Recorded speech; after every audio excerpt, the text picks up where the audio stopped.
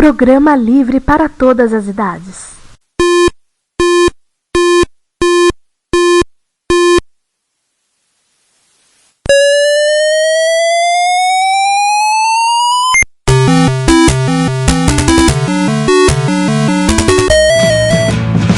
We bought it to help with your homework.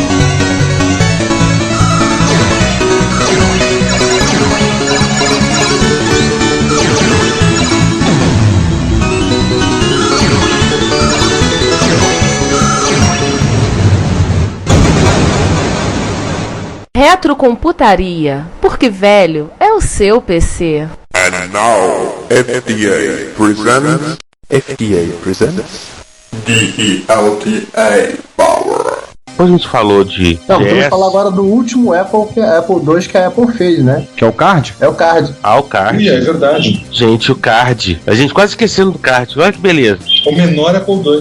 O menor Apple II fabricado. Na verdade, para quem não entendeu, ele é uma placa de expansão para os Macintosh da linha LC, os Mac LC, que era um Apple IIe inteiro na placa, usando um chip, o Mega 2 chip do Apple IIgs. Então você podia pegar e fazer o teu Macintosh funcionar como se fosse um Apple IIe, fazendo emulação por hardware, né? Claro, o vídeo era emulado por software, era um pouco mais lento em alguns casos. Mas funciona. Alguns dos periféricos do Macintosh nele funcionavam.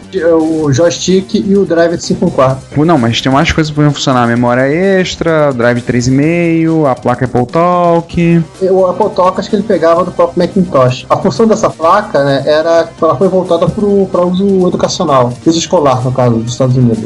Lembrar que o Apple II teve uma participação muito grande no processo educacional americano.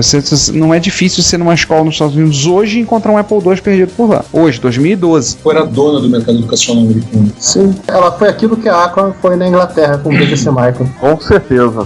É só você ver qualquer filme da Sessão da Tarde dos anos 80, quando aparecia computador na escola, era o Apple lá. E viu um Applezinho perdido. Provavelmente se perguntando o que eu tô fazendo aqui, né? Só um detalhe, é que filmes de 84/85 aparece muito, não sei se é jabá ou se rolou alguns modelos também do Apple II sim em escolas. Sim, é que assim, a Apple ela tinha uma campanha muito forte para uso educacional, né? E ela investia muito no mercado de cinema para colocar os produtos dela lá. Sim. Você pode ver que após, acho que ela é quase hegemônica nessa brincadeira. Hoje em dia que você começa a ver alguns filmes que a Apple não consegue já colocar tanta máquina. Já vê uns vaios, já vê máquina da Toshiba. Hoje em dia quando você quer um filme, você colocar um personagem escolar, você põe um Mac. Sim, mas assim, até 99, alguém usando um notebook pode contar que era um powerbook, fim da história. E na década de 80, a Apple era direto, parecia Apple II, direto no cinema. Sim. Aquele filme dos garotos, o Viagem ao Mundo dos Sonhos. Viagem ao Mundo dos Sonhos, o garoto programa a nave alienígena lá no Apple IIc. Sim. O já citado aqui em 2010. Né? Giovanni, Oi, esquecemos de uma coisa do Apple IIgs. o quê? O GSOS. Ah, sim, o GSOS. Isso é o ProDOS 16, né? Seria a evolução do ProDOS. E o GSOS, que é a carinha do System, do próprio sistema operacional do Macintosh, com a diferença de ter cores. Ele foi o primeiro computador com interface gráfica colorida, porque o Mac até então era preto e branco. Da Apple, né? Tudo bem, enquanto se for levar o X-Windows na história, o X-Windows ganhou de todos, em termos de idade. Não, porque o ST ganha em 84, né? Com a interface O ST gráfica. de acordo. Com o TOS, né? Não, mas o X é um dos pessoais até depois dos 90. O ST de acordo. 84. Mas, assim, e foi o último sistema operacional feito pra linha Apple II, né? GSOS. Então, assim, gente, falamos de todos os Apple II fabricados pela Apple. Algum periférico que a gente poderia citar de interessante antes de a gente começar a falar de software? A Apple Works. Mockingbird. A Mocking é uma placa de som. Tinha um PSG de MSI, 1 ou 2. Tinha umas coisas legais. Tinha aquela empresa que eu falei, a Applied. Eles tinham a Ramworks, que eram aquelas placas que a Microdigital e a CCE clonaram aqui. Aquelas placas para 1 mega de expansão de memória. Você pendurava outra outra placa em cima dela para colocar um segundo mega. Outra placa de CPM, né? As controladoras de disco, SCSI e mais recentemente as IDEs. IDE é uma coisa mais recente, né? Tinha aquele HD Vulkan da Applied, que era isso daí. Era uma placa IDE e você colocava o HD em cima da fonte. Uma fonte nova pro seu Apple II. Aquele tijolo. Aquele tijolo gigante não aguentava o tempo de levar um HD. Uau! Não tinha uma placa que na lista do Apple II descobriram recentemente o TMS, o 9918? É a Arcade. Tem um TMS e tem um AY. Nossa! Algumas pessoas, inclusive, brincaram dizendo que é uma placa de regressão para o Apple II virar um MSX. Que funciona com a do CPM, né? Com os 80. Sim. Que horror! Não! Assim, uma série de outras controladoras. Eu lembro do pessoal da Apple II History, eles acharam uma placa em que foi alguma coisa de instalação militar de Apple II, no NORAD, que era uma placa que se ligava a fibra ótica no Apple II. Uau! Sim, tem lá as conexões de fibra. Placa Ethernet da Apple pro Apple II, chegaram a fazer uma placa Ethernet pro Apple II, ela tinha um conector AUI, não tinha um conector BNC. Não. E aí você podia pegar a interface de linha do AUI e você colocava fibra direto ali. Nossa. E detalhe, a placa de fibra ótica da própria Apple. Uau! Como que vão fazer? Acharam também uma placa que tem um 6809. Ela serve pra quê? Rodar a aplicação de 6809. Outra placa de regressão. Pra rodar Popo? Pra rodar TS Cola? Que louco. Sério? Não, aumenta em quase 3 programas o número de programas disponíveis pra ele. Não, a única coisa que você faz com a placa de 1809 é rodar o S9, só isso. Não, o S9 é o sistema de respeito. E assim, uma coisa interessante, eu vi pela internet um cara comentando no projeto em que ele estava fazendo uma placa com um 68020 para ligar no Apple II. Caramba. Pra que é? 020. Mas 020. Isso já é necrofilia. É pro Apple emular Macintosh. Aliás, falando nisso, nessa brincadeira, chegou realmente a existir uma placa que permitia pro Apple II rodar programas de PC. Ela tinha 8086. Eu só me lembro dessa pro Apple II GS. Qual era o nome dela? Não era só pro Apple II GS? Não, era pro Apple II comum. Não, e era uma coisa louquíssima, porque ela tinha uma saída CGA. Ela tinha um plug de monitor CGA independente. Credo. Sim. Não. Provavelmente devia ser um preço de XT quase. Eu não tenho palavras pra descrever isso. Ela usava um V20, eu acho. PC Transporter. Daquela empresa que fez todas as expansões de Apple. Né? Agora eu me lembro, ela era pro Apple IIe e pro Apple II GS, que eu me lembro que eu vi no YouTube ter propaganda dela. Tem um vídeo de demonstração, o cara rodando com a PC Transporter no Apple II GS, aí o cara tem o GS, tem uma pilha de drives do lado, que é mais alta que o micro com o monitor. Se eu contei até onde vai a imagem, tem 6, mas acho que são 7 drives de disquete. Assim, só pra gente ter uma ideia, a PC Transporter tinha um NEC V30, não era qualquer coisa, e a função dela era você rodar aplicações de MS-DOS. Conta a história de uns malucos que, se você procurar com calma, você acha o cara conseguiu rodar o Windows. Windows 1, né? Windows 1 dentro do seu Apple II. Nossa, tá todo mundo já na insanidade. Vamos voltar? Vamos voltar. Falar muito rapidamente de clonagem. Citamos vários. Mas eu acho que o mais importante é a gente contar, tipo, como surgiu na história da clonagem e o Franklin. Primeiro processo da Apple, aquele que deixou... A gente também já citou o VTC, o laser, né? Uhum. Pra dar uma passadinha, a gente já comentou alguns projetos, alguns clones feitos no Brasil. Sim. E o único que nós não citamos oficialmente foi falar do Mica Professor 2, que é um clone mais do que adaptado, para não falar piorado, do Apple II Plus. Não fala assim que o pessoal do TK2000 vai querer te bater. Não, o MPF2 é um projeto legal, mas assim, o TK2000 ficou legal no final das contas. Mas o MPF2 o TK2000 é bem mais legal do que o MPF2. Sim, o MPF2 tinha um DB9, o mesmo conector de joystick para ligar a fonte. Ai! Feio! Que isso? Eu fico imaginando quantas crianças não ligaram aquela fonte no Atari e explodiram o seu Atari. Ai! Isso dói. Sim. Como é que é? Acer, né? Abraço aí. Ainda estão tentando aprender a fazer as coisas certas, né? Eu tenho um enorme respeito pela Acer, porque eles são os herdeiros do negócio de fazer PCs da Texas. E isso quer dizer que eles são os herdeiros do negócio de fazer PCs e workstations da Texas, e a Texas fazia umas workstations muito legais. legais. Até que vocês faziam uma coisa do Arco da Velha, aquelas Lisp Machines. Pessoal, Enfim. falando de clone de Apple II, um que a gente não falou, e até eu faço uma pergunta. Apple Laser da Milmar, ele é... Nossa, Apple mãe. IIc? Não. Não, ele era um clone do Apple II Plus, né? Só que montado na carcaça simulando a do 2C. Só a carcaça, o teclado era o normal. O teclado ele ia rebaixando, ele não era ele não seguia horizontal com o gabinete. Ele é o teclado original dos Apple II normais. Em resumo, ele era uma gambiarra, né? Era uma coisa bizarra, mas que tinha uma interface de disco embutida, só isso. Não tinha disco embutido. Só a interface.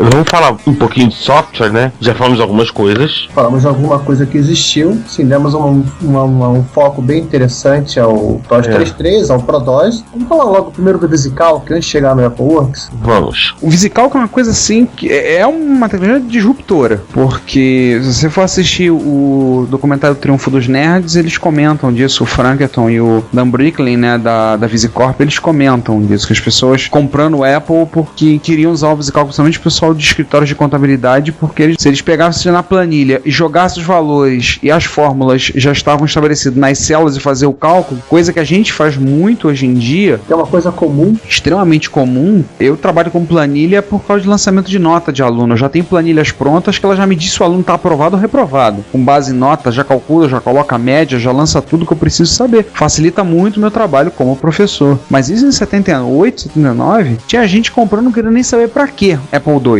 Comprou um Apple II com Disque 2 monitor só para rodar VisiCalc. Escritórios de contabilidade compraram a dar com pau VisiCalc por conta disso. É porque as grandes fornecedoras de computadores, a IBM, por exemplo, para citar um nome, ela pensava nas empresas com grandes processadoras de dados, assim, massas gigantescas de informações, cartões processados e um resultado no final. A planilha, ela dá a primeira sacada do seguinte: era uma quantidade pequena de informação que você alimentava e o teu resultado não era para ser impresso, necessariamente impresso, ele era para ser visualizado na tela, já de imediato. É uma coisa que se ninguém da IBM tinha pensado antes, talvez. É que a IBM só queria clientes grandes, grandes corporações. Mas mesmo... Não, mas o problema não é querer cliente grande, não. O problema é que não havia outra alternativa para o pequeno e médio escritório, contabilidade, que precisa do trabalho que a planilha fazia e no preço que eles podiam pagar. Sim. Pois é, como eu disse, a IBM só pensava no cliente grande. Assim, não só a IBM, também tinha na época outros fornecedores, tinha até os mini computadores, não tinham esse conceito de processamento de dados local em de pequena quantidade. Lembre-se, o pessoal não tinha ideia de computador, você trabalhava com grande porte. A IBM, como uma empresa grande, é como um transatlântico. Demora para se movimentar. Certos movimentos eram muito lentos. Isso tem uma coisa interessante, o Isaac Asimov, na série A Fundação, que ele fala que o cara naquele futuro mais brilhante, ele tem um gerador de escudo que fica na fivela do cinto dele. É uma tecnologia que sempre existiu na época do Império, só que pro Império fazer escudo era para proteger uma cidade ou proteger um cruzador espacial. Ele nunca tinha pensado em fazer um escudo com uma pessoa só. Não. É questão da visão, né? E uma outra questão, você não tinha na concorrência que a Apple tinha nada parecido com o VisiCalc. Sim. Tanto é que depois o VisiCalc foi portado para outras plataformas. E outras soluções equivalentes foram criadas. Daí vem em 81 o Lotus 123, posteriormente veio a Multiplan, e mais à frente veio o Excel, e aí veio o 4 Pro. E antes disso, meio a razão do sucesso do MPC, né? Sim. E antes disso, o que a gente vai falar agora, né? O AppleWorks. Que era uma solução integrada, né? De processamento de texto, planilha e banco de dados. Lembrar que o Mix, na época que hoje a gente tem com o Office, não era um gerenciador de apresentações. Até meados dos anos 90, o Mix era um banco de dados. Formato banco de dados. Apresentações que você tinha nos anos 90, você não tinha Freelance Graphics da Lotus, tinha o Harvard Graphics, o que o PowerPoint surgiu muito depois. E aí mudou o mercado e o Mix passou a ser Word, Excel e PowerPoint. Mas o que você seria, analogamente hoje em dia, seria, Deus me livre, bate na madeira, Word, Excel e Access. Era o que você tinha na época. A diferença do Apple Works era o fato de que ele não era 3 programas, era um só. Era o exemplo do framework da Ashton Tate, que na época fazia o DBase 2. E era um pacote que o cara comprava o Apple IIc dele, já com um monitorzinho de 9 polegadas, tirava aquilo da caixa, montava no cantinho da mesa dele, já vinha aquele suportezinho que você encaixava o Apple II embaixo do monitor, ficava tudo bonitinho, organizado, pegava o disquete do Apple Works, colocava no drive e começava a trabalhar. Era o que o pessoal precisava, né? E com um detalhe, sempre lembrando que no caso específico, o Apple Works clássico, há poucos Apple II, nunca foi uma coisa assim que foi uma prioridade dentro da Apple. Curioso. A Apple nunca vendeu com aquela... Ele era distribuído junto com o hardware. Isso, inclusive, até os Macintosh. Acho que o Apple Works nunca foi vendido. Não, o Apple Works original era vendido. Era vendido. Porque... O Apple Works de Mac, que na verdade originalmente era o Claris Work, depois que a Apple começou a distribuir, mas também era vendido. Depois é que a Apple começou a distribuir e colocar dentro do pacote do sistema operacional. Isso, no pacote operacional no Mac. Que, pra quem lembra disso, essa estratégia de vender uma versão, uma suíte mais simples, mais integrada, a Microsoft usou com o Work durante muito tempo. Sim. Mas bem que ela ainda vende, se ela agora chama de versão de teste de 30 dias. Não, mas agora a versão de direto do Office. Até há pouco tempo você não comprava o Microsoft Works, você não tinha ele disponível. Entendeu? Que é diferente do Office Trial que eles vendem. Quando a gente migrou pro ProDOS para usar Apple Works. E além das aplicações, né, ficando assim só do Apple Works, o Apple também chegou a rodar CP/M. E rodando CP/M, ele rodou tudo que foi desenvolvido pro CP/M. Para isso você tinha que ter uma placa no suporte para CP/M, que ela tinha um Z80 para poder fazer também 80 colunas, né? Não, ela só fazia o Z80. 80 colunas quem faz é a expansão de RAM. Você tinha uma plaquinha no Apple II Plus, tinha uma plaquinha muito popular que era da Videx, que usava o mesmo CLTC da CGA e da MDA. Era um 6845 antes. Isso, exatamente. Que era legal porque ela tinha uma fonte de tela mais bonitinha do que a normal do Apple. Curiosamente, até no MSX, ele houve placa de 80 colunas com 6845. Sim. Foi a placa da DX, não era? Sim, Isso. que deve ter sido copiada da Microsoft. Mas isso é uma outra história. A VMX80 da Microsoft.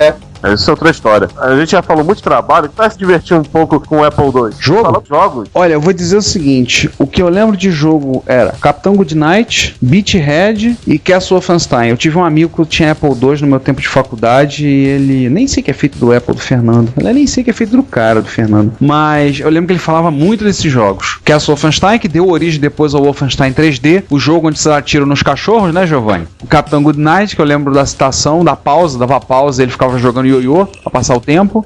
E Beathead, que era um jogo de guerra muito conhecido, né? Depois teve versão pra fliperama. Eu lembro de jogar Beathead 2 no fliperama, inclusive. Então, tirando esses, temos literalmente os clássicos no Apple II. Lode Runner. Sim. Um pouquinho antes do Lode Runner, eu vou explicar por que o termo um pouquinho antes. O Shoplifter. Um pouquinho antes, eu sei que o Shoplifter ele é anterior ao Lode Runner, porque uma vez eu tava ouvindo um podcast de Apple II, o 1 MHz, e o sujeito tava contando que os bonequinhos do Lode Runner são os bonequinhos do Shoplifter. Porque o pessoal não tava afim de fazer outro gráfico. Lembrar que você podia, pra poder se sentir ambientado, ir lá fazer o resgate, pousar o helicóptero, assobiando o cavalgado das Valquírias de Wagner, né? Você se sentir no próprio Apocalipse Now. Eu me divertia mais pegando o helicóptero e batendo nos carinhas que davam tchau. Eu posso dizer que já que você citou Lode Runner, a gente vai citar um monte de jogos dela. A empresa que foi, na minha opinião, a empresa do Apple II, somente as versões de 8-bit, foi a Broderband, né? Ela foi a empresa. Assim como a Ocean foi pro Spectrum, a Konami para o MSX, a Broderband foi a empresa de desenvolvimento de jogos para o Apple II, a mais marcante, né? Sim, e até de algumas aplicações, né? Lembra-se que o Printmaster veio da Broderband. Print Shop. Printmaster também. Ele teve versões para Apple II. Sim, que falta fazer um programa daquele hoje em dia. Tem outra coisa assim, a série Ultima, ela se inicia no Apple II, né? Vamos lembrar disso. É a série de RPGs, né? A série de RPG que nunca acaba, apesar de se chamar a Última. Mesmo prometendo acabar. Vai ser a última. Credo. Jogos, Essa foi ruim. Jogos clássicos como o Archon, que tem bilhões de clones, inclusive, por aí. Qual jogo? Archon. Eu não conheço esse. Eu vou citar um meu preferido, Wings of War. Você comanda um avião e tem que fazer missões em ilhas do Pacífico. É um TBC Avenger que você controla. Você tem que bombardear as ilhas, combater os caças japoneses. É muito legal. O jogo é visão lateral. Você tem limite de combustível, você tem que voltar pro porta-aviões fazer reabastecimento. Você podia se estabacar nas ilhas, nas palmeiras. Isso me lembra um pouco o Flydeck da Aquasoft pra MSX. Não, ele não tem nada a ver porque ele é visto de horizontal. Não, o que eu falei, lembra um pouco com a ideia do Flydeck e do Final Countdown. Vou falar de um jogo que lembra muito o Flydeck, o Raid of Bury, Radiant Bungling Bay, que teve versão pra MSX também. que é de Apple II, foi convertido para várias máquinas. E uma outra série também que começou também com o Apple, isso é o Lazy Suit Larry. Sim, da Sierra. A Sierra também desenvolveu vários jogos pro Apple II. Ó, um jogo muito divertido que todo mundo adora, que tem versão Apple II, Manic Mansion. Manic Mansion. Que é a base dos Adventure e da LucasArts, né? Com certeza. Os com VM foi criado, a linguagem para desenvolvimento de Adventures da LucasArts foi criado para o Manic Mansion.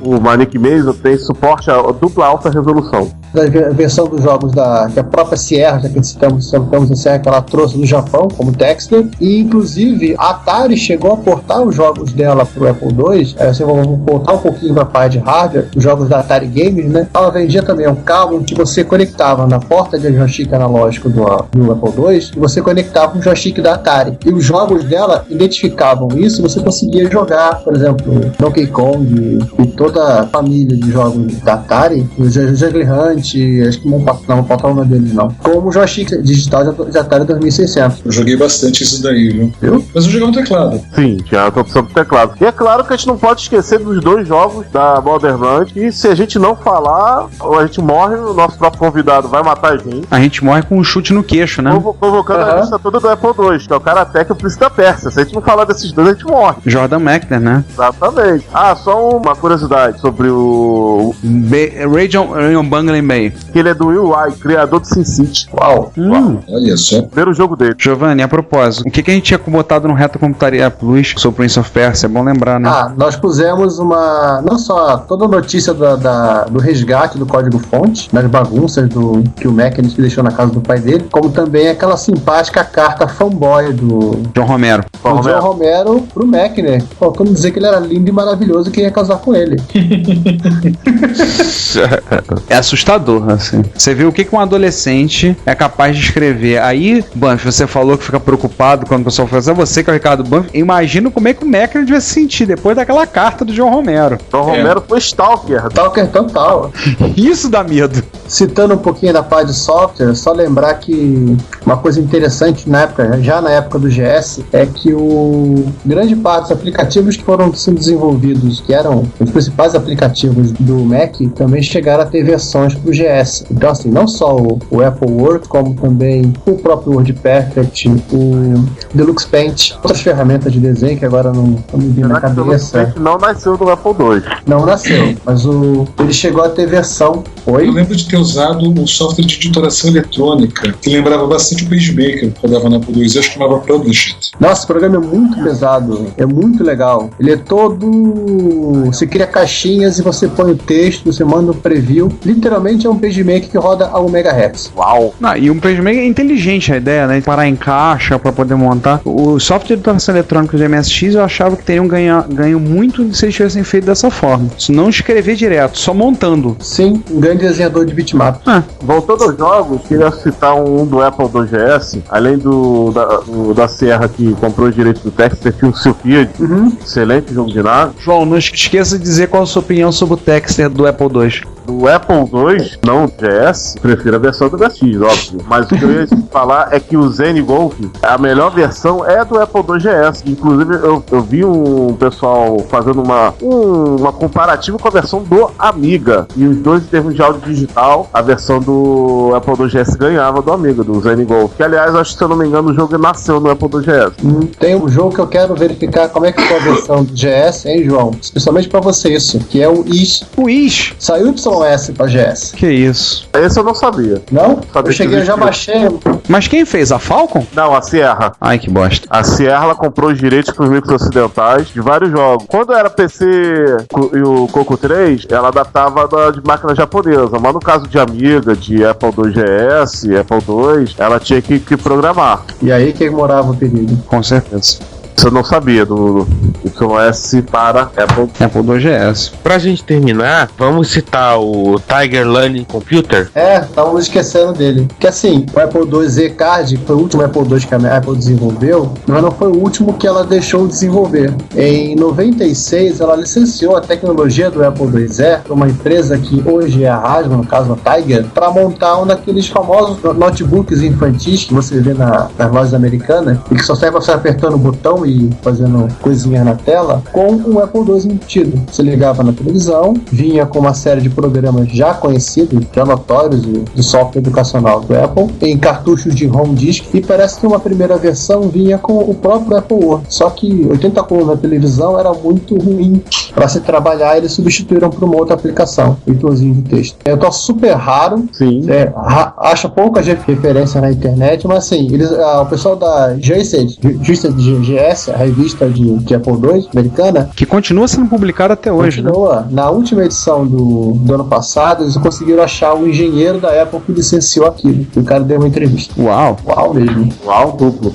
Pergunta, será que ele com algumas modificações ele rodaria qualquer software do Apple II? Sim, tem mudança nenhuma ali, né? Mas ele não tem o Basic, né?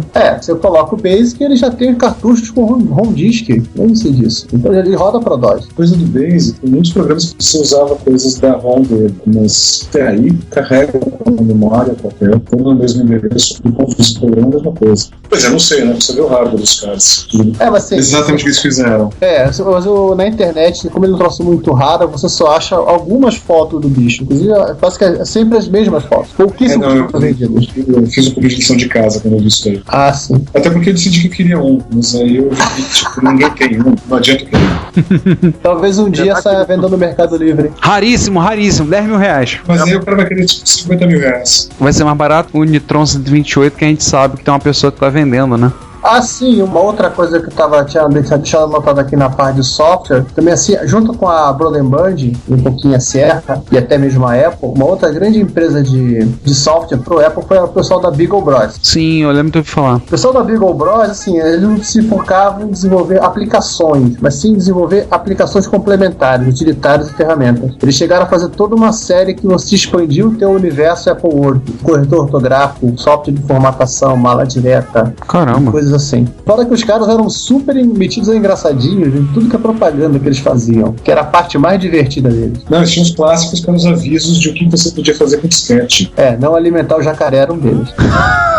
Sabe que os Beagle Brothers era o nome em inglês dos irmãos Metralha, inimigos do Tio Patinhas. Uia. Não, eles são Bros sem ponto, porque eles falaram que não tinha espaço no logo pra botar o ponto. E é uma coisa que tem que lembrar que na época o Sidekick era muito popular. Pra quem não se lembra, ou pra quem não viu, Sidekick era um TSR, Terminator Stay Resident, que você rodava no MS-DOS, acordava ele, né, com um combo de teclas e fazia uma série de coisas. Eu acho que era Ctrl Alt Scroll Lock. É uma série de programas úteis, né, e que não ocupavam tanto espaço na memória. Então, acho que a grande sacada do Beagle Boss foi aproveitar esse momento e trazer para Apple Works, que é onde muita gente trabalhava. E assim, eles tinham uma série de ferramenta para você capturar telas gráficas, fazer algum tipo de trabalho, juntar tela para juntar as imagens, converter formato, ferramenta de programação. Assim, era aquela série de pequenos programinhas. Estava vendo aqui na Wikipedia que eles mais têm é programinha. Exatamente. Não, eu usava bastante. Tipo, eu tenho o GPLE, esse era o que eu usei pra caramba, era parte do meu ambiente de desenvolvimento para Apple II. Pronto DOS também, o DOS 3.3 deles. Mais alguma curiosidade sobre o universo do Apple II? O Apple Word, como o Giovanni falou? Acho que ele foi Apple II, fechou, vai medir acho que um total de 7 milhões de máquinas, não foi? As estatísticas... Não, 7 milhões eu acho que é a estatística do Commodore 64. Não, o Commodore 64 falam em bem mais. A 14... Eu acho que o Apple II é a linha mais longeva. Ah, sim, sem sombra de dúvida. 77 a 94? E se você somar todos os modelos, eu acho que ele deve ter vendido mais do que o Commodore 64. E de repente, mais do que o 64, o 128 e o 128D juntos. Que dá pra dizer que são a mesma família. E se você considerar os clones também, né? Não, mesmo se considerar os clones, eu acho que eles venderam bastante. O 64, sem dúvida, merece a honra de ser o modelo único mais vendido. Esse é talvez o modelo único mais longevo também. Se você for olhar, os vários micros da família do Apple II tiveram alterações e novos modelos ao longo do caminho. O 64 ficou basicamente a mesma coisa por um tempão. O 64 é um one hit success, né? Aquele sucesso de um hit, né? Que aí depois tentaram fazer a coisa que foi a ideia do 65. Não, 128 e depois o 65. Aí o 128, que tinha mais acertos do que erros. O 128D, depois teve o 65, que não deu em nada, e por aí vai, né? Mas o 65 só não deu em nada porque a empresa faliu no meio do caminho, né? E fora outra coisa também, o modelo mais poderoso da categoria do Commodore 64 nunca existiu. Era pra ter sido o 65. Já o Apple II teve o Apple II GS. O sucessor o espiritual do 64 era Amiga, que tinha arquitetura que não tinha nada a ver. E por mais que o Commodore fosse um grande sucesso, o Amiga começou a comer pelas beiradas com o passar dos anos. Olha, já que a gente comentou por alto, o Commodore 64 teve 12 anos de mercado, quase 12 anos de mercado, e vendeu de 12,5 a 17 milhões de máquinas. Ele é tido como a maior vendagem da história. Pelo menos é isso que diz na Wikipedia. Que é o repositório de todo o conhecimento da humanidade, afinal de contas. Por enquanto. Eu preferia o Guia do Mochileiro das Galáxias. Você pode dar um R5. Você pode dar um wget-r em wikipedia.org, quanto tempo demora pra baixar tudo. É um projeto interessante de se fazer na EC2, né? Não, fazer na próxima Campus Party, olha. Aproveitar o link. Se a gente dá pra falar, não pode ser tão grande assim. Bom, se o problema for tamanho, a turma resolve, então... É só pegar um daqueles HDs que os moleques compram, vão na Santa e compram pra entupir de puta. 14 HDs em RAID 0. Uau! Vai lá o cara e mete um do XP. A tristeza disso. Gente, o papo tá muito bom, bem, mas eu acho que o nosso ouvinte mesmo já não tá mais nos aguentando ouvir. Eles devem ter todos dormido ou se matado. Ou as duas coisas. Ou então nos xingando, né? Reclamando, dizendo que a gente falou besteira. Sempre não, Ricardo, isso vai acontecer mesmo que a gente faça um podcast dinâmico, rápido, meia hora. Vai aparecer alguém dizer, vocês falaram besteira. Nós dissemos somente não, tem sempre alguém que falou alguma coisa errada. Se nós dissemos somente oi e gravarmos, alguém vai falar que a gente falou alguma coisa errada. Então não se preocupe. Vai falar da qualidade de áudio, provavelmente. Cara, se a gente falar o podcast, todo mundo falando oi, melhor qualidade de áudio do mundo, etc e tal, vamos dizer que a gente falou besteira. Isso é episódio Teletubbies? Então, gente, vamos destressar com isso. Um abraço.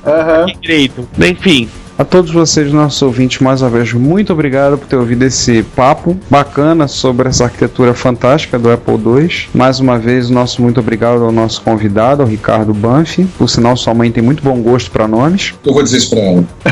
Eu falo isso para alunos que têm o mesmo nome que eu. Eu tive um professor que tinha o mesmo nome que eu, ele quase me deu um 10 de média, só porque eu tinha um nome muito bonito. Aí o Ricardo... Nossa, se eu soubesse disso, cara.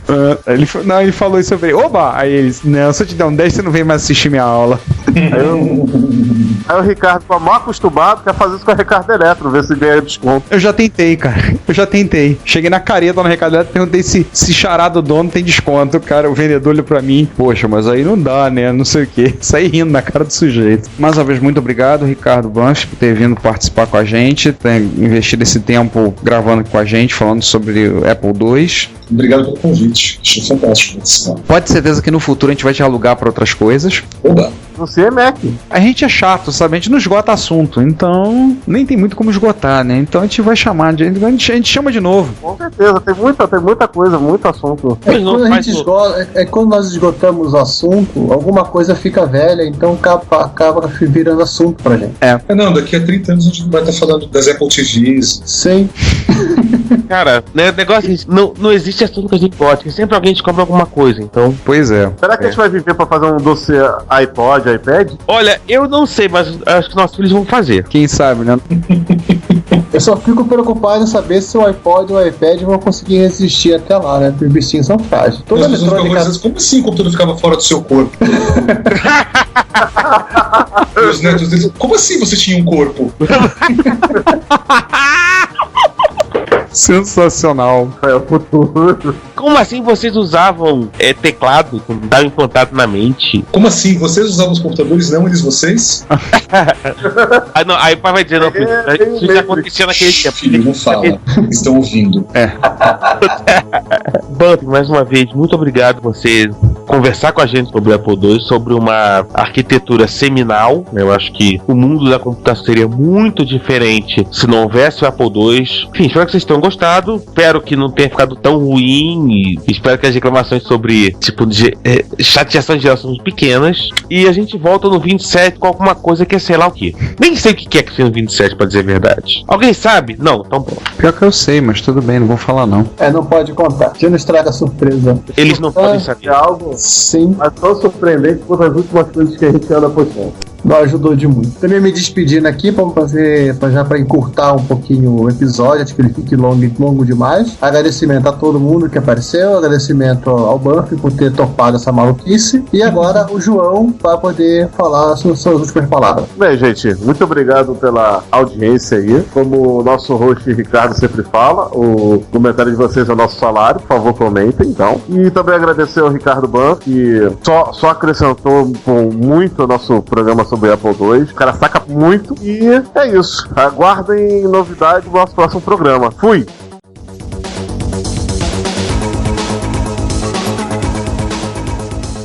Bom dia, boa tarde, boa noite. Bem-vindos a mais uma sessão daquelas intermináveis sessões de leitura de e-mail, comentário e tweetadas do Retrocomputaria. Aqui quem fala é Giovanni, sessão, estão? Eu, Ricardo Pinheiro. Oi, aqui tá falando César. E pode ser que a gente começa? Começamos pelo Retro Hit 61, preferida do Cid Achive, parte 2, parte 1 já foi até citada aqui. Começamos com um comentário no Blogspot do Eliazer Kostiuk, ou Klex, mas primeiro a comentar esse Retro Hits. Ótima seleção, perfeita para a trilha sonora do meu trabalho quando estou em trânsito. E continuo com a minha maratona, agora para vencer ouvir todos os Retro Hits que já foram postados. Eliazer Kostiuk, o Klex de Seberim, Rio Grande do Sul. Eu tava olhando outro dia, a gente tava vendo todos os nossos arquivos publicados, a gente já tem mais de 60 horas de podcast no ar. Se a gente botar todos em fila para ouvir, vai passar 2 dias e meio ouvindo as nossas próprias vozes. Depois nós vamos ficar internados em qual manicômio? Só eu e César que temos chance de ficar internados, né?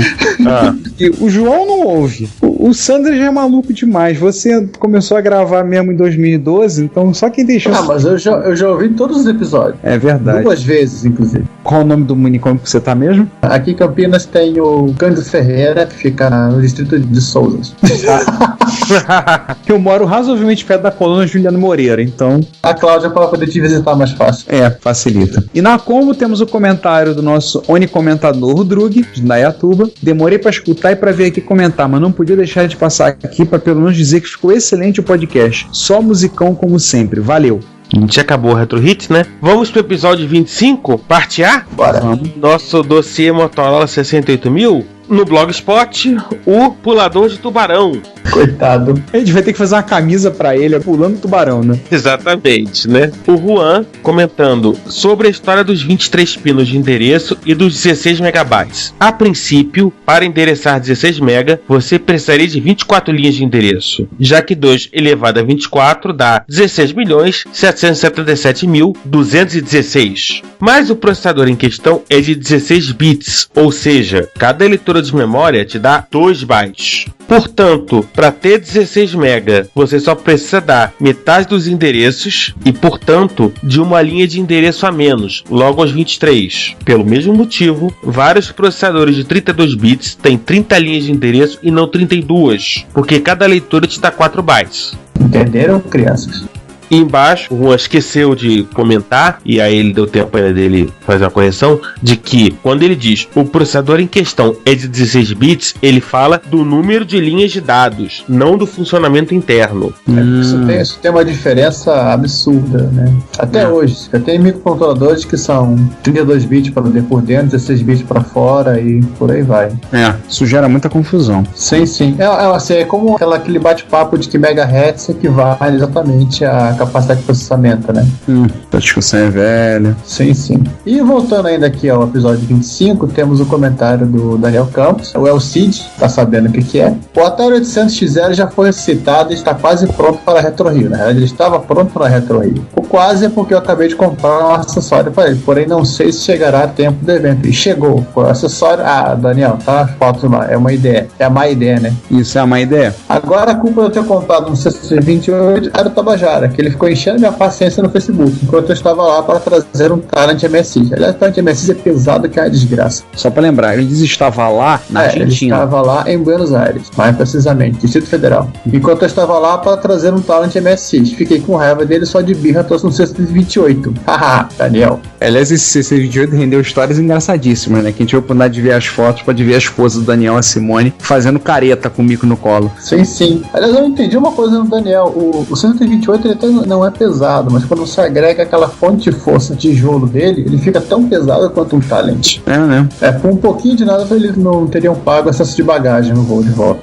E continuando os comentários, mais um comentário do Juan, que ele diz: inspirado por esse episódio, pelo Atari ST meio baleado, comprei mais uma das máquinas bizarras que o Juan comprou. Esperem para Retro Rio 2013 pelo menos um Mattel Aquarius. Sim. Criei um grupo de discussão no Google Groups, que é um grupo chamado 68.000. Sim, o grupo se chama 68.000, escrito por extenso. Espero que essa modesta iniciativa não seja redundante. Então, interessados em máquinas com processador 68.000, por favor, visitem no Google Groups e se inscrevam lá no grupo do Juan para poder participar das discussões a respeito. E na combo, nós temos um comentário dele, do Drug, quem mais poderia ser. Um abraço pro Drug, o homem de Indaiatuba. Rapaz, dessa vez vocês realmente abusaram. Foi tanta informação que eu já escutei o podcast 2 vezes e ainda preciso escutar mais algumas para conseguir assimilar tudo. Acho que nem a gente assimilou tudo, né? Pois é. Enfim, mas curti pacas do dossiê e, pô, não tem nem o que falar, né? Vocês mandaram muito bem mesmo. Obrigado, Drew. Obrigado. Valeu. O Doodle da máquina de Turing foi excelente. Eu joguei e, sinceramente, acertei quase de primeira todas as fases, mas conheço gente que até hoje tá lá tentando.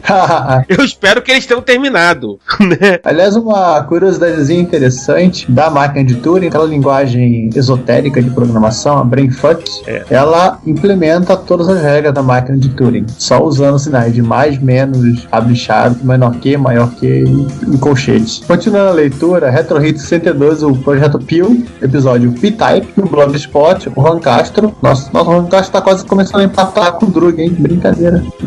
Ele comentou que não tem o hábito de checar o Retro Hits regularmente, mas estou começando a achar que ele deveria adquiri-lo. Estas músicas realmente pertencem à genitália masculina. É uma forma educada. Forma gentil de falar. Né?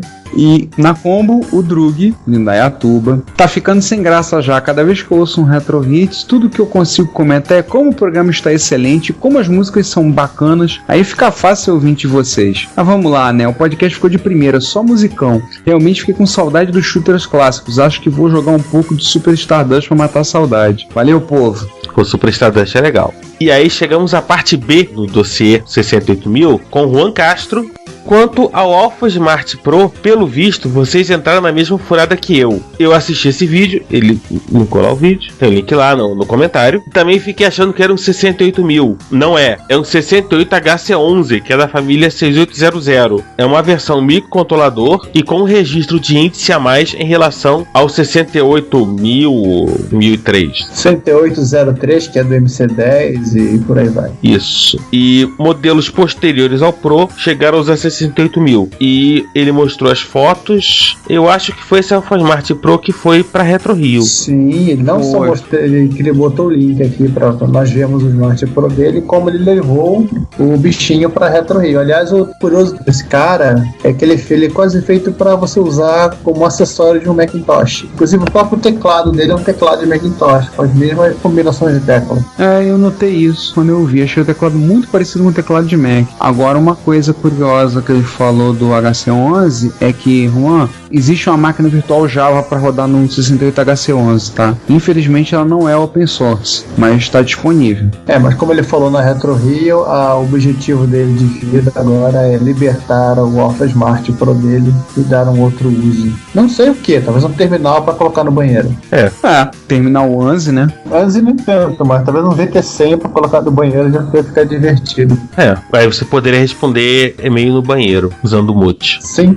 E continuando os comentários do Juan, ele acrescentou que não posso deixar em branco o paroxismo megadrivístico do João no encontro do Canal 3. Aliás, um pouquinho antes da Retro Rio aconteceu um encontro do Canal 3 no Rio de Janeiro. Pelo que eu vi, várias pessoas, amigos do podcast, foram parar por lá. E ele colocou um link de um vídeo do João tendo um ataque, por assim dizer. Fazendo um teste com aquilo era um Mega Drive pirata genérico? Eu acho que era um daqueles Mega Drive 3, 4, 5, sei lá. Esses da agora da Tectoy, se eu me lembro bem. Esses que, depois que a Tectoy vai passar da vida dela vendendo Mega Drive, né? Gente, a Tectoy vende Mega. E achando que isso é bonito, inclusive. Agora, o pior de tudo, cara, é que esse negócio dela vender clone de Master System Mega Drive, ela vende 140 mil máquinas por ano no Brasil, em 2012. Sim. Não tem mercado. Vale lembrar o seguinte, os caras estão vendendo Mega Drive e estão vendendo Master System há pelo menos 20 anos.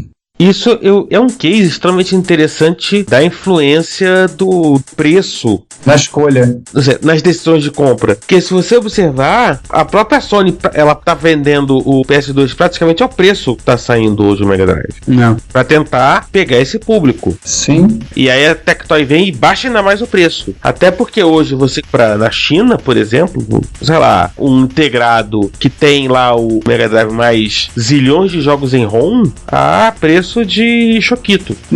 Choquito na China, inclusive. Como diz meu pai, né? É um Choquito, uma mariola mordida e um casal de pomo doente. Essa tinha que ficar pro Ricardo. Vai lá. Mais uma do Juan. Quando vocês falarem Lorde Vinheteiro, eu quase entendi outra coisa.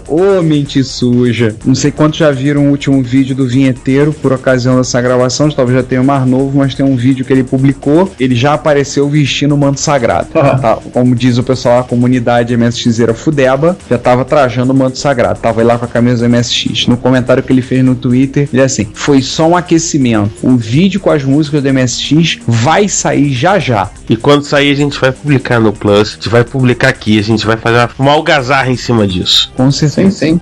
Temos o Jonathan. Obrigado pelo comentário, Jonathan. Obrigado. Excelente podcast. No tempo livre, tem estudado Assembly 80, por enquanto. Em seguida, quero muito estudar o Assembly 6502 e, quem sabe, criar um emulador de Nintendo 8 bits. Mais um. A dica, nesse caso, Jonathan, é tentar alguma coisa que te separe desse universo de emuladores que tem por aí. De repente, você explorar algum caminho que você não gosta nos emuladores atuais e trabalhar com isso. Lá no FIS, no Fora Internacional Software Livre, eu conheci um rapaz, o Guto, que é nosso ouvinte. Ele deu um curso de programação Assembly para Nintendinho, né, pro NES, do ônibus hacker. Depois a gente ficou conversando tudo e ele estava muito interessado em trabalhar com os Z80. E ele disse que a fissura dele realmente é o Master System, é o Z80. A gente trocou algumas mensagens, tudo. Ele começou a ouvir o podcast, inclusive. Então, um abraço pra você, cara. Bom que você tá ouvindo aí também a gente. Seria bom até vocês trocarem algumas ideias. Acho que vocês têm a ganhar. Sim. Inclusive ele complementa, né, com um vídeo do sujeito que fez um emulador de NES em 15 minutos em C++. Uau. A arquitetura do Nintendinho clássico ela é bastante simples do ponto de vista de eletrônica. É o 6502, é o shifter de vídeo dele e o chipzinho de áudio. E quase tudo fica em ROM, então ele é... Eu não sou especialista em Nintendinho 8-bit, mas do ponto de vista de arquitetura, o Nintendo ele é muito mais simples do que o Master System, por exemplo. Se bobear, o Nintendinho é mais simples até que o Apple II, no ponto de um Apple II ou até um Apple I em eletrônica. Voltando voltando ao comentário, ele nos alerta sobre o maluco que fez um emulador de NES em 15 minutos em C++ OX. Não, 0x na verdade, né? C++ 0x, que pra quem não sabe, atualmente hoje em dia é C++ 11, né? Que é a mais nova versão da linguagem C++. Enfim, eu tenho uma opinião muito particular sobre C++. Pra mim é linguagem de marciano. Tipo, C in, C out, desculpe, nunca vou entender. Realmente. Um abraço, obrigado pelo abraço e parabéns pelo trabalho. Obrigado de novo, Jonathan. Conheci o podcast há pouco tempo e já estou viciado. E pronto, agora a polícia vai vir atrás da gente. Está ferrado. Na Combo, meu quase vizinho, o Drug de Drugdupa. Olha só a magia da internet. Eu estou aqui escutando o podcast dia 13, ou seja, nesse momento a Retro Rio já foi, e eu estava crente que vocês iam comentar lá no podcast. Essa tinha que ter esperado só um pouquinho. Pois é.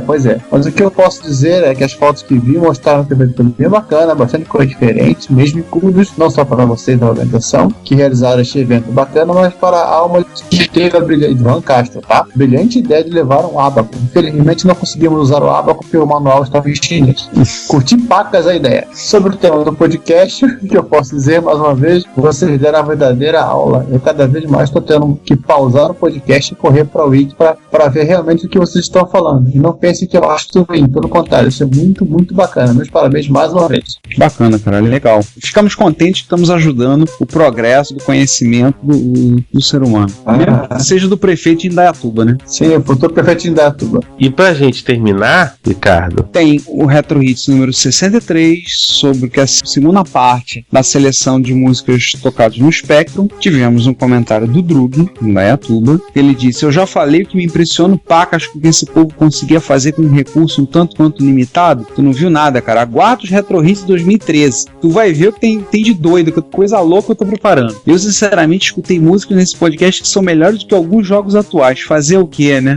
Agora, como assim Dizzy 2? É aquele jogo do ovo explorador que saiu pro NES? Tipo, se eu for preciso jogar, apesar de achar um tanto quanto irritante, eu simplesmente não conseguia parar de jogá-lo. Série Dizzy saiu várias edições para o Spectrum e outros computadores. Acho que para Nintendinho realmente só saiu um Dizzy. Bem, de comentários são isso, né? E-mails. Nós tivemos alguns e-mails, tivemos um e-mail, assim, realmente muito completo do Gessel Marcos de Assunção Júnior, que será futuramente entrevistado por nós, e o Gessel, como um dos maiores entendidos em 68 mil do Brasil, nos mandou um e-mail trazendo vários comentários, correções, erros que a gente comentou, coisas que a gente esqueceu do 68 mil, e o Gessel começou o e-mail dele falando: parabéns pela Retro Rio 2012, esse foi um evento que eu fiquei mais triste de não poder participar esse ano, mas eu tinha um outro compromisso, espero que tenham mais edições. Pode contar, Gessel, que vamos fazer mais Retro Rio, não ficamos só nessa não. Os comentários do Gessel, como eu falei pra vocês, foram dois e-mails que ele enviou, dois grandes e-mails, uma riqueza de detalhes muito grande, então não vamos ler todo, nós vamos fazer o seguinte: vocês, após ouvir esse episódio, dá uma corrida no Retro Computaria Plus, que a gente terá postado o conteúdo do e-mail dele, porque vai ficar lá, fica mais fácil para todos vocês lerem o que ele teve a dizer, fica melhor assim. E se a gente for ler, passar uma meia hora lendo e vocês vão querer bater na gente. Vocês vão morrer de tédio. Mas é muito interessante do que ele falou. E dos e-mails que recebemos, eu queria ler um depoimento que chegou... Antes de ler o depoimento, só pra gente complementar uma coisa aqui, da dúvida do Dizzy, do Drug, só pro Spectrum, acabei de verificar aqui no World of Spectrum, tem 20 edições do Dizzy. 20? Sim, eu contei umas 3 vezes aqui pra não falar besteira. Tem 20. Meu. Pra que tudo isso, meu Deus? Não sei, assim, desde as versões da época até versões novas feitas por fãs. Então, assim, o troço começa em 87 e acaba em 2004. Nossa. Pelo menos uns 8 foram feitos na Rússia. É o Dzovsky, né? Dzovsky. O ovo deve estar cheio de vodka. Dá um ovo pra BG. Eu queria fechar nossa leitura de e-mails com um e-mail com um depoimento de um ouvinte nosso, que ele nos enviou recentemente. Esse e-mail é do Luciano, nosso ouvinte, mora em Belo Horizonte, e ele nos mandou assim, eu comentei com ele, a gente tinha conversando sobre alguns itens, trocando e-mails, sobre materiais e coisa, camisa do MSX que ele estava interessado. Aí eu falei com ele, pedi, ele mandou um depoimento que eu acho que é interessante para ler. Então, assim diz o e-mail. Luciano Aurélio, quase 38 anos, nascido em BH. Feliz pai do Pedro, de 3 anos, faz 4 em setembro, de um Hotbit e um Expert 2.0. Sempre fui apaixonado por computadores desde que assisti jogos de guerra, mas financeiramente na época era impossível. Lembro de que uma vez vi a caixa do MSX na Mesbla no final dos anos 80, mas não cheguei a ver um ligado. Na virada dos anos 80 para 90, sempre comprava o jornal Balcão e tentava trocar um videogame por um TK, mas nunca consegui. Em 2001, já adulto, um colega de trabalho me ofereceu um MSX DD Plus em troca de um notebook 586. O aceitei e aprendi a usar o Exec-ROM e a Mega RAM, que adquiri posteriormente. Por falta de espaço, me desfiz do meu xodó, mas o amor pelo MSX ficou e recentemente consegui um Expert 2.0 com o VDP do 2+. Falta apenas trocar as ROMs. E um Hotbit branco, sem tecla de espaço, mas funcionando lindamente. Faltou perguntar, a tampinha do slot 2 estava lá? Ai. 3 livros impressos da Aleph e toneladas em PDF. Descobri o Retrocomputaria, porque velho é a mãe. Pelas minhas andanças pela net em busca de informações para o MSX, e desde então tenho curtido muito o programa Retro Hits. Apesar de ser leigo na parte técnica, viajo na nostalgia e boio nas informações. A maior fudebagem que já fiz foi adaptar um cabo flat para ligar um drive de disquete de PC no MSX. PS, adquiri um Amiga 600, já tirei todos os capacitores da placa. Estou aguardando a chegada dos novos para eu soldar. Que Deus me ajude. Abração a todos que fazem do Retrocomputaria um oásis para os retrocomputeiros como eu. Não esmoreçam, o trabalho de vocês é maravilhoso. Luciano, muito obrigado por esse e-mail. Cara, vou te dizer que eu sempre digo, dá um trabalho danado, edição, gravação, montagem de pauta, manter tudo, dá pesquisa. E a gente está cada vez mais tendo que nos aprofundar na pesquisa, mas dizer que e-mails como o seu faz a gente olhar e dizer, pô, legal, cara, tá valendo a pena o esforço. Vale a pena o esforço. Tem gente que ouve, gente que curte. Não só você, como alguns outros que têm aparecido, o César Jimenez na lista de MSX, o Drug e outros, por influência da gente, ouvindo o podcast, compraram micros, começaram a se envolver. Teve gente que perguntou recentemente que tem parente no exterior, tô com vontade de comprar umas máquinas e mandar para eles mandarem para mim. O que vocês me sugerem? Vou dizer que é muito, muito legal ver isso acontecer. Faz esse esforço que a gente acaba tendo que empenhar, faz esse esforço valer a pena e ficar, não ser um fardo, não ser peso. Muito obrigado. Obrigado. Então, senhores, mais alguma colocação, alguma coisa? Já falamos dos 20 Dizes, né? Já falamos dos 20 Dizes. Vamos ficar bem Dizzy, né? Cara, chega de Dizzy. Chega. Eu nem quis entrar pra ver a cara do João, só vi os... A gente pode depois fazer um dossiê Dizzy e chamar o João pra gravar sozinho esse episódio. É, né? É aquele esquema, a gente abre o episódio, vai beber uma água, deixa o João falando e só volta quando acabar. Sim. É uma ideia. Aproveitar a paixão que ele tem pelo Spectrum, né? Pode deixar o Márcio gravar junto com ele, já que o Márcio resolveu comprar um Spectrum, não tem problema. E assim encerramos nossa sessão de leituras de e-mail, comentário, Twitter e agora depoimentos. Nós estamos ficando sérios agora, em brincadeira, deste episódio, e nos vemos daqui a 15 dias. Até mais aí, gente. Mais uma vez, obrigado por nos ouvir. Espero que vocês tenham gostado do episódio 26 e eu acho que vocês vão gostar do 27. Será? Aquele abraço. Gente, mais uma vez, muito obrigado por nos ouvido. Apenas uma coisa que eu tava me lembrando. Eu só pedi desculpas pelo erro que teve no episódio 26, parte A, que foi um erro na trilha sonora. Na hora de montar a trilha sonora, eu usei alguns áudios que tinham uma voz falando, não era uma voz digitalizada, era uma pessoa falando mesmo, mas alguns nossos ouvintes reclamaram com razão. Então, como eu sou o editor, eu peço desculpas a vocês pela bobeada, e já foi corrigido, já subi uma nova versão do episódio, já tá lá no servidor com a trilha sonora a um volume apropriado. Lembrar que a gente teve uns problemas com a gravação do Banff. Na verdade, foi problema do microfone. O headset que ele estava usando estava com problema, ele usou o microfone do computador, o áudio ficou meio estranho. Como vocês perceberam, no 26 parte B e parte C o áudio dele já ficou melhor e a gente conseguiu fazer. Então Então, antes de tudo, meu pedido de desculpas pela butinada no 26A. Vamos ver se a gente consegue evitar daqui pra frente. Não tem jeito, gente. Eu pensar que tem um bando de podcast, tudo lá, né? A gente de vez em quando erra também. A gente, por incrível que pareça, a gente é humano. A gente é humilde, mas é humano. É o contrário. A gente é pobre, mas é limpinho. Sim. A gente toma banho de vez em quando. Tá ok, gente. Então a gente se vê no episódio 27. Espero que vocês tenham gostado, tenham curtido até aqui. E voltamos no episódio 27. Pulando ou não pulando o tubarão, tamo lá. Valeu, povo. Até mais.